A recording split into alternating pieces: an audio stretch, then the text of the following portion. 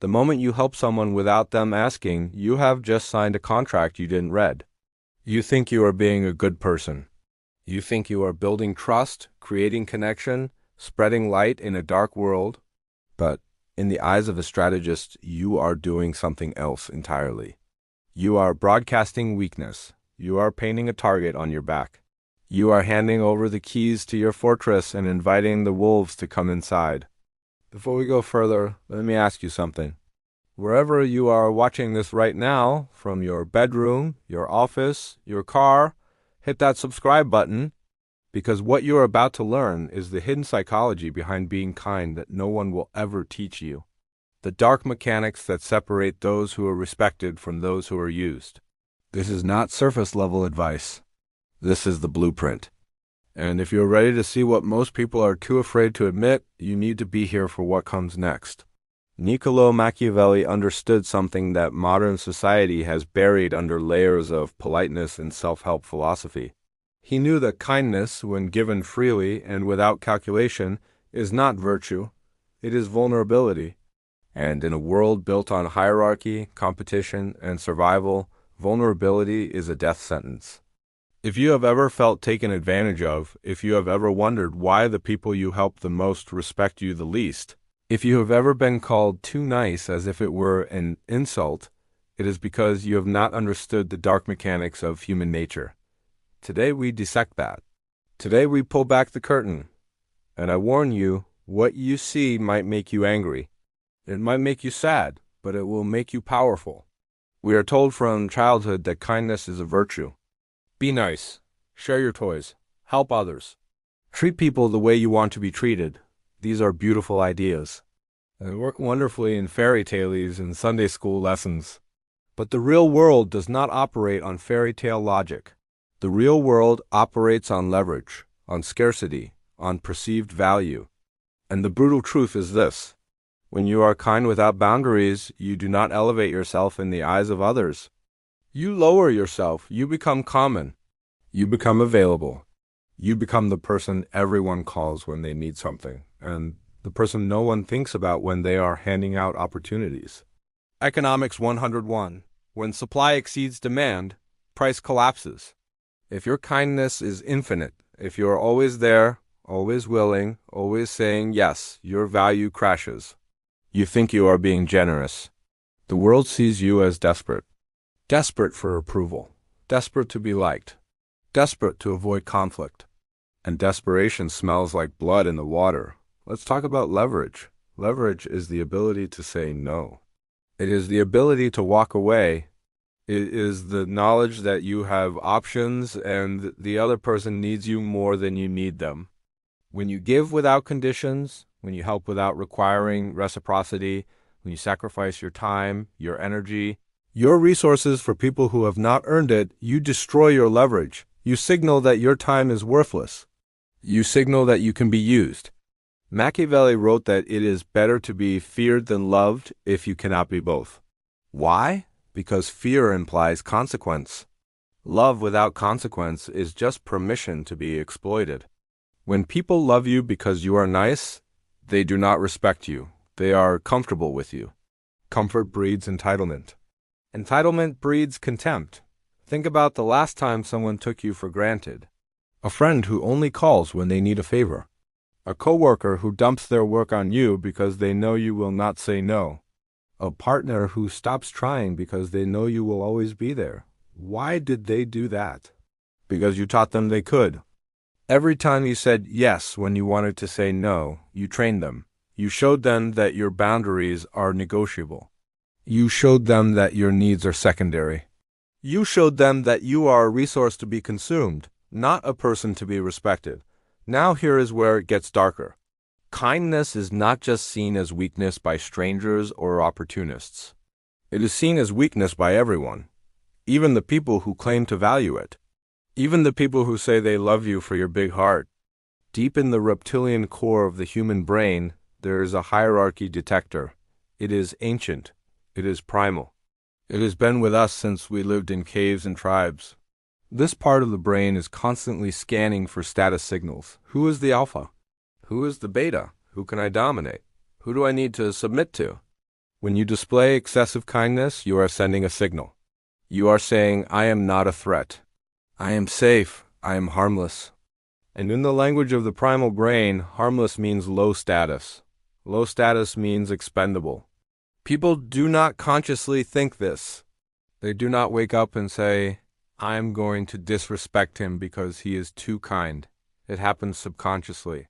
They start to interrupt you in conversations. They start to ignore your suggestions. They start to assume you will handle the unpleasant tasks because you always do. You become the emotional support animal of your social circle, valued for your availability, not your capability. Machiavelli observed that the way you are treated is a direct reflection of the way you allow yourself to be treated.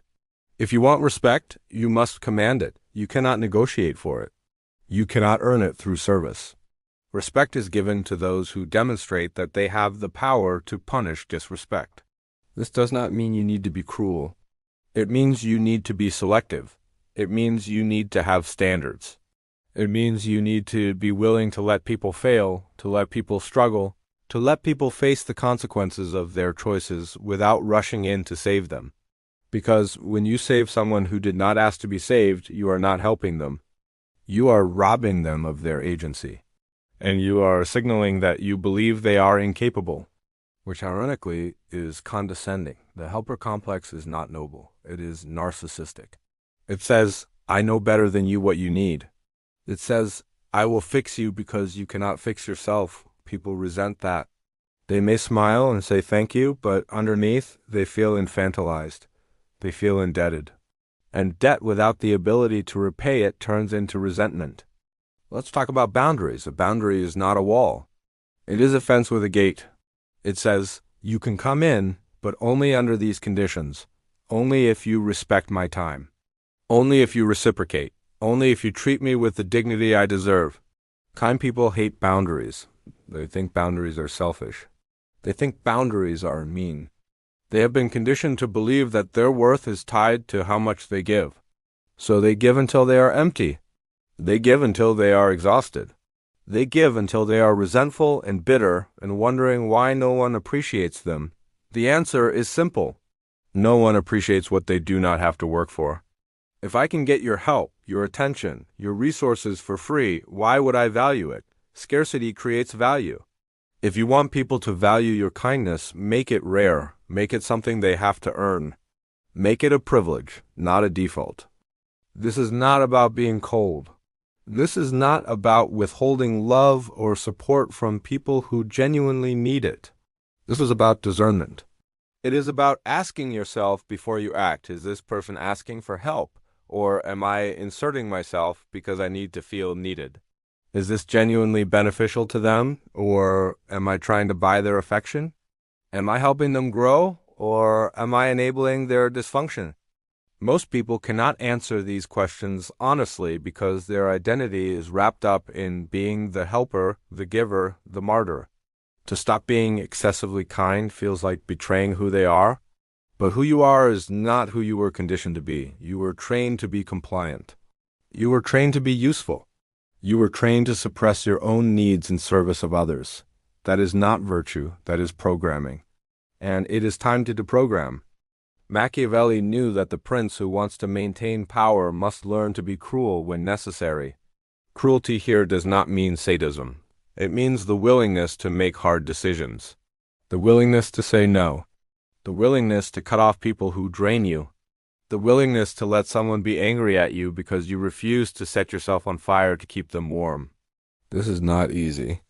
It goes against every social instinct you have, but if you do not master this, you will spend your entire life as a supporting character in other people's stories. You will never write your own. Here is a thought experiment. Think of the most respected person you know, not the most liked. The most respected, maybe it is a boss, maybe it is a mentor, maybe it is a historical figure. Now ask yourself, are they excessively kind? Do they drop everything to help anyone who asks? Do they let people walk over them? No, they are fair. They are sometimes generous, but they are selective. They have standards, they say no. And when they say yes, it means something. Their time is valuable, their approval is earned. Their kindness is a gift, not a given. That is why people respect them. That is why people listen when they speak. That is why people do not take them for granted. Now, contrast that with the person everyone calls nice, the person who is always available, the person who never says no. How do people treat that person? They love them, sure, but do they respect them? Do they promote them? Do they choose them as a partner in important ventures? Or do they see them as the backup plan, the safety net? The person who will always be there, so there is no urgency to value them now. This is the trap of kindness without leverage. You become the consolation prize. You become the person people settle for, not the person they fight for. Let's go deeper into the mechanics of manipulation. Manipulators are drawn to kind people the way sharks are drawn to blood. Why? Because kind people are predictable. They have a pattern. They avoid conflict. They seek harmony. They feel guilty when they say no. A skilled manipulator can see this within minutes of meeting you. They will test you. They will ask for a small favor. You will say yes because it is small. Then they will ask for a bigger favor. You will say yes because you already said yes to the first one and you do not want to seem inconsistent. Then they will ask for something unreasonable, and by then you are trapped. You have invested time, energy, and identity into being helpful. To say no now feels like admitting you were a fool for saying yes before, so you keep saying yes, and they keep taking. This is called the foot in the door technique. And it works because kind people do not have a kill switch. They do not have a line in the sand. They do not have a moment where they say, enough, I am done. You have used me, and I am walking away. To do that would require them to accept that they were wrong, that they misjudged the person, that their kindness was wasted. And the ego cannot handle that, so they stay, they keep giving. They keep hoping that eventually the other person will see their worth and reciprocate.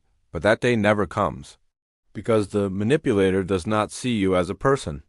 They see you as a function. And when the function stops working, they discard you and find another kind person to exploit. Machiavelli would tell you to study the manipulator. Learn their tactics. Not to become one, but to recognize one. And once you recognize one, you cut them off. No explanation. No second chances. No closure. You ghost them. You delete them from your life as if they never existed. This sounds harsh. It is harsh. But it is necessary. Because every minute you spend trying to fix a manipulator is a minute you could spend building something valuable. Your energy is finite. Your time is finite. Your kindness is finite. Stop giving it to people who do not deserve it. Here is the shift you need to make. Stop viewing kindness as a moral obligation. Start viewing it as a strategic asset. Kindness, when deployed correctly, is incredibly powerful. It can disarm enemies, it can build alliances, it can create loyalty, but only when it is rare, only when it is unexpected, only when it is given from a position of strength, not desperation. When a powerful person shows kindness, it is memorable. It is meaningful. It is respected. When a weak person shows kindness, it is expected. It is ignored. It is exploited. The difference is not the act. It is the frame. The frame is everything. Are you giving because you are abundant and generous? Or are you giving because you are afraid of what happens if you stop? The first is power. The second is slavery. So, how do you fix this? How do you stop being excessively kind without becoming a monster? First, you install the pause. Before you say yes to anything, pause. Count to 3. Ask yourself, do I want to do this or do I feel obligated? If it is obligation, say no. If it is genuine desire, say yes, but attach a condition. I can help you with that, but I need you to handle this other thing first. You are not being mean. You are being fair. You are teaching people that your help is a trade, not a handout. Second, you stop explaining. When you say no, do not justify it. Do not give reasons. Reasons are negotiation points. They are weaknesses. They are openings for guilt trips. Just say, I cannot do that. If they push, repeat it. I cannot do that. If they keep pushing, they are showing you who they are. Believe them and walk away. Third, you become comfortable with disappointing people. This is the hardest part. You have been trained to believe that disappointing someone is a moral failure. It is not. It is a boundary. People will be disappointed. They will be upset. They will call you selfish. Let them. Their discomfort is not your responsibility. Your peace is. Fourth, you stop rescuing. If someone is struggling, ask yourself, did they ask for help, or am I assuming they need me? If they did not ask, stay silent. Let them figure it out. You are not responsible for fixing every problem you see. You are not the hero of everyone's story. You are the author of your own. Fifth, you start charging. Not necessarily money, but energy. If someone wants your time, your advice, your resources, they need to bring something to the table. Respect, reciprocity, gratitude. If they bring nothing, you give nothing. This is not transactional in a cold way. It is transactional in a fair way. Relationships are exchanges. When the exchange is one-sided, the relationship is a scam. Machiavelli would tell you that the world is not fair. It is not just. It does not reward goodness. It rewards power. And power comes from leverage, from boundaries, from the ability to say no and mean it. If you want to survive, if you want to thrive, if you want to be respected instead of used, you must kill the part of you that needs to be liked. You must kill the part of you that believes your worth is tied to how much you give. You must kill the part of you that thinks kindness without limits is noble. It is not. It is suicide. Be kind, but be selective. Be generous, but be strategic. Be helpful, but be unavailable. Let people miss you. Let people wonder if they still have access to you. Let people earn your time. And when you do give fully, give powerfully, and then walk away. Do not linger. Do not seek validation. Do not wait for applause. You are not a performer. You are a sovereign. And sovereigns do not beg for respect. They command it. The world will test you. It will try to guilt you back into compliance. It will call you cold. It will call you selfish. It will call you cruel. Let it, because on the other side of that judgment is freedom. The freedom to choose who gets your energy. The freedom to build a life that serves you, not everyone else. The freedom to finally be respected. If you are ready to stop being the world's doormat, if you are ready to reclaim your power, if you are ready to understand that kindness without leverage is just weakness in disguise, then you know what this means. You are awake now, and you cannot go back to sleep. Welcome to the shadows.